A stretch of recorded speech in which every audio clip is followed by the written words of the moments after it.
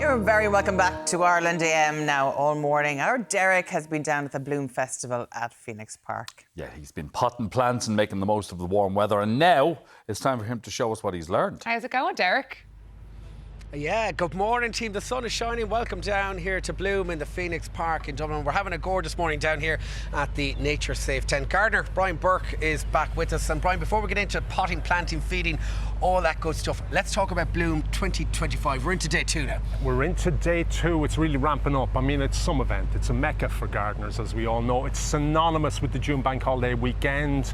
People plan their trip well in advance. If you've any interest in gardening, no matter where you live, it could be a balcony, could be a small space, could be a big rural area, this is the place to come for ideas, for inspiration, because look around, your mind will be blown. Yeah, it's spread over 70 acres, so it's quite big, Brian. Yeah, it's a big site, yeah, and it's a beautiful setting, like it's a beautiful rustic setting.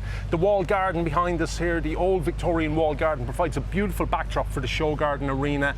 You know, it couldn't be more appropriate. And there's something for everyone, I suppose, isn't there? I mean, absolutely. I mean, a lot of events, you know, will lay claim to this idea of something for everyone. Bloom can legitimately make that claim from 8 to 90. You know, there's kids area, there's fashion, there's food, there's artisan food, there's retail area, there's the floral pavilion, and the jewel in the crown is the show garden. And let's talk about them because they're absolutely magnificent, aren't they? Absolutely. I mean, again, talk about inspiration. If you have a garden and you want ideas, this is the place to come. I mean, for me, the big ones this year are the shade planting. There's an idea out there that shade planting has to be dull and uninteresting. There's several gardens up there are platforming some really interesting ideas around shade planting, outside structures, you know, different species of timber, different ideas, different ways of going about things. Balcony gardening. There's Cornelia Raftery has built a beautiful balcony garden up there. A lot of us now live in apartments, small space. We have that confined space and the ability to pack it, go vertical, go horizontal, go every way on a balcony and create a little miniature ecosystem. It kind of bucks this idea that you can't do anything on a balcony. You can. You can, yeah. Now, right, in front of us here, we're talking about the larger gardens. And let's talk through some of the plants that we have here this morning, starting with the foxglove. Foxglove digitalis, beautiful biennial, synonymous with this, you know, summer flowering. Biennial will live for 2 years. First year we'll put on that rosette of leaves, then stem will elongate in year 2, the flowers will form, set seed, and then it'll die away. But the seeds will persevere and it'll come again the following year. Yeah, so that's a biennial, so you only get 2 years out of it, really. 2 years. And the flower in the second year. Exactly. But it's a beautiful flower, isn't it? It's a striking, very synonymous with the cottage garden. You know, this idea of the flowering border, and it's becoming a big constituent now of a mixed planting bed as well, you know. Now, moving on next to the hydrangea. Hydrangea pedicularis, I love this. This is a self-clinging climber, will tolerate shade, beautiful for an east-facing, west-facing or north-facing wall.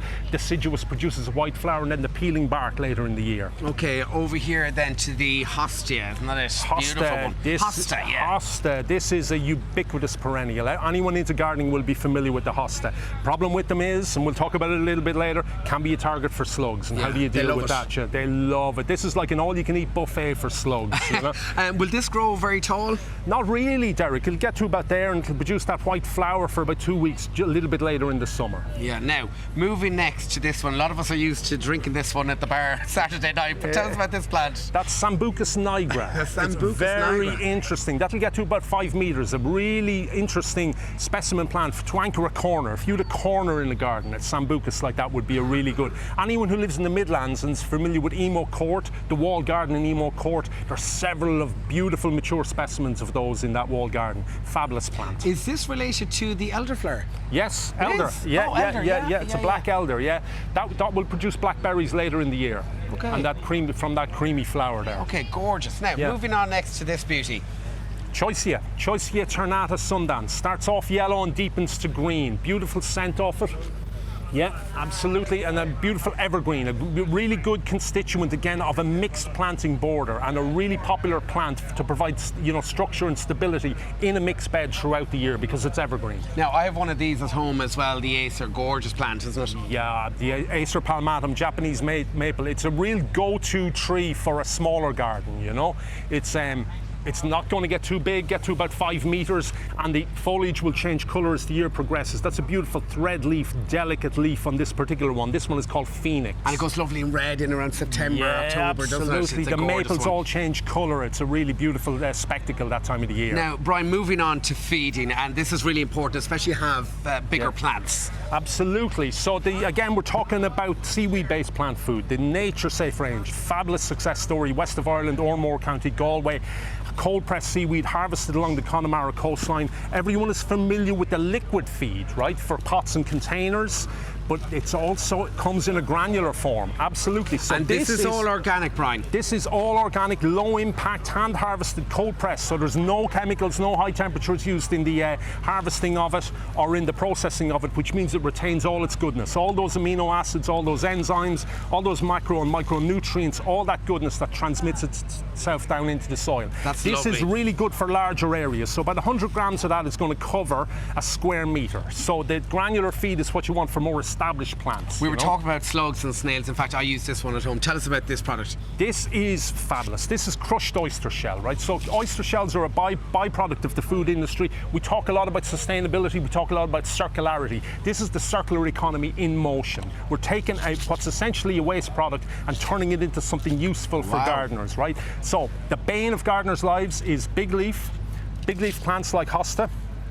Now, you put this around the base of it, is it? You put this and form a nice perimeter. Okay, so this won't kill the snails. It'll just deter them from crossing over. It'll deter them. They'll feel the texture of that and they won't go any further. No way. And this is also going to transmit calcium, magnesium and nitrogen down into the soil. It's a fabulous low-impact, sustainable, replenishable product. Absolutely lovely. And it's solving a big problem for gardeners. Where are you going to be right across the weekend? I'm going to be all over, Derek. I'm going to spend most of my time up in the Show Garden Arena because I'm blown away by some of the ideas up there. All right, Brian, really interesting here this morning. Hygieia.ie for more information online. But for me and all the crew, the sun is shining, guys, down at Bloom here in the Phoenix Park. Back to studio. That is a great idea. I'm actually loving this one. Beautiful, doesn't it? You need the sun shining if you're going to I can't Bloom. believe they got the sun.